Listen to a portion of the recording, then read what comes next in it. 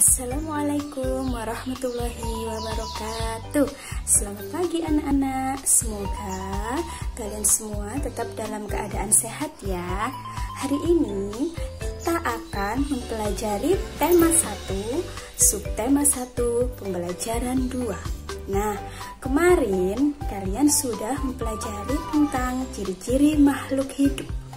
Ciri-ciri makhluk hidup itu ada berbagai macam. Yang pertama, makhluk hidup itu dapat bergerak. Yang kedua, makhluk hidup dapat bernafas. Yang ketiga, makhluk hidup memerlukan makanan. Dan yang keempat, makhluk hidup dapat berkembang biak, dapat bertumbuh, dan peka terhadap rangsangan. Nah, sekarang kalian telah mengetahui ciri-ciri makhluk hidup. Makhluk hidup dapat bergerak dengan cara yang berbeda-beda loh. Contohnya, manusia berjalan menggunakan kakinya. Kemudian ikan berenang dengan menggunakan sirip.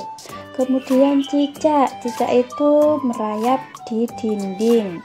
Di kakinya terdapat perekat yang dapat menempel ke dinding sehingga dia bisa merayap di dinding tanpa terjatuh. Nah, tumbuhan juga dapat bergerak loh anak-anak. Biasanya tumbuhan itu bergerak mengikuti sinar matahari. Selain dapat bergerak, makhluk hidup juga dapat bernafas. Alat pernafasan pada makhluk hidup itu berbeda-beda. Manusia bernafas dengan paru-paru, ikan bernafas dengan insang. Ada lagi serangga bernafas menggunakan trakea. Ada lagi cacing bernafas menggunakan kulitnya. Masih ada satu lagi nih anak-anak. Alat pernafasan pada tumbuhan disebut stomata. Stomata itu adalah lubang-lubang kecil pada daun. Selain bergerak dan bernafas, makhluk hidup juga dapat berkembang biak. Cara berkembang biak makhluk hidup itu berbeda-beda. Ada yang berkembang biak dengan cara melahirkan, contohnya manusia, sapi, kuda, kambing. Itu cara berkembang biaknya dengan cara melahirkan. Ada juga yang berkembang biak dengan cara bertelur, contohnya apa? Ayam. Ular itu juga berkembang biaknya dengan cara bertelur. Ciri-ciri makhluk hidup selanjutnya adalah makhluk hidup dapat tumbuh dan berkembang.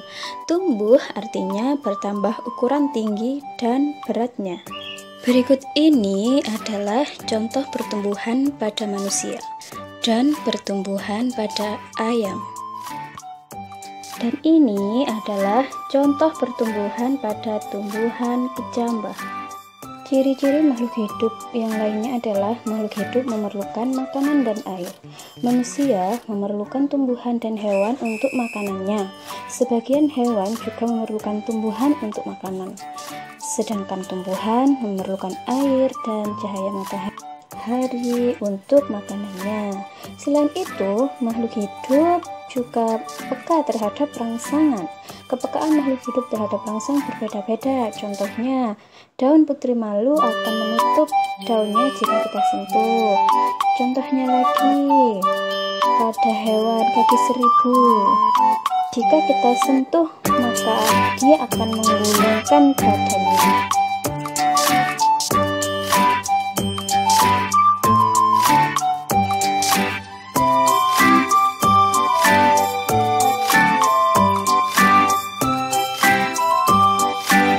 Berikut ini adalah berbagai macam gerakan yang dapat dilakukan oleh manusia.